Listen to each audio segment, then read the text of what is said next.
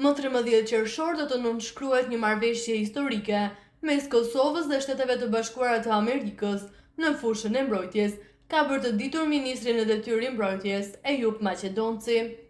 Maqedonci theksoi se kjo është marrëveshja e parë kornizë e mbrojtjes, që nënshkruhet nga Ministria e Mbrojtjes së Kosovës dhe Departamenti i Mbrojtjes të SBA-s. Marrëveshja adreson shumë fusha të bashkëpunimit për një periudhë 5 vjeçare dhe përmban elemente shumë të rëndësishme, ka thënë Maqedonci. Ministri shtoi se kjo marrëveshje përfshin bashkëpunimin me industrinë e mbrojtjes, duke përfshirë prodhimin e sistemeve të armatimit dhe municioneve së bashku me SBA-n. E në lidhje me këtë marrëveshje dhe rëndësinë e saj, në një bashkëbisedim ka folur eksperti i sigurisë, Arbenda Sheveci.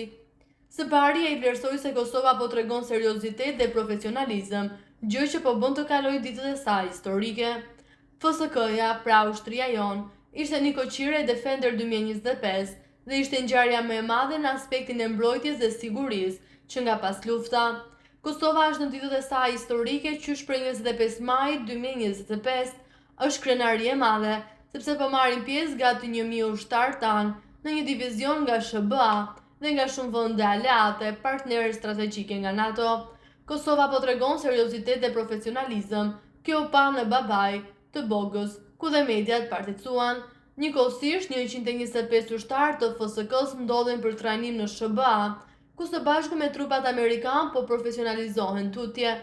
Në datë 09-08 qershor gjithashtu zhvillohet një ushtrim i përbashkët mes policisë të Kosovës, EULEX, KFOR dhe për herë të parë merr pjesë dhe FSK-ja, dhe kjo tregon seriozitet, gatishmëri dhe bashkëpunim në mbrojtje.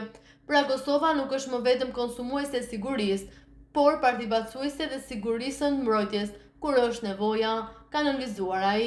Po ashtu ai tha se marrëveshja që pritet të nënshkruhet me SBA-n është historike, e që tregon besim dhe aleancë në mbrojtje dhe në siguri.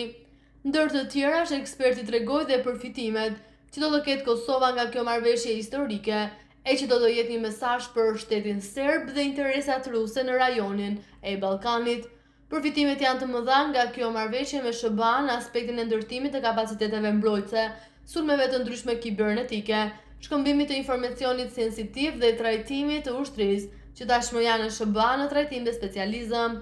Kjo marrëveshje, por edhe Defender 2025 vetë se ka ndikuar në ekuilibrat e sigurisë në rajon, veçanërisht në raport me Serbinë dhe interesat ruse në Ballkan, sepse çdo shtet që vetëm tenton të destabilizojë Kosovën, do të hasë probleme të mëdha në NATO, SBA dhe me institucionet tona të sigurisë, ku Defender 2025 është argumenti kryesor për të gjithë, mendoi unë, ka përfunduar Arbenda Shevci.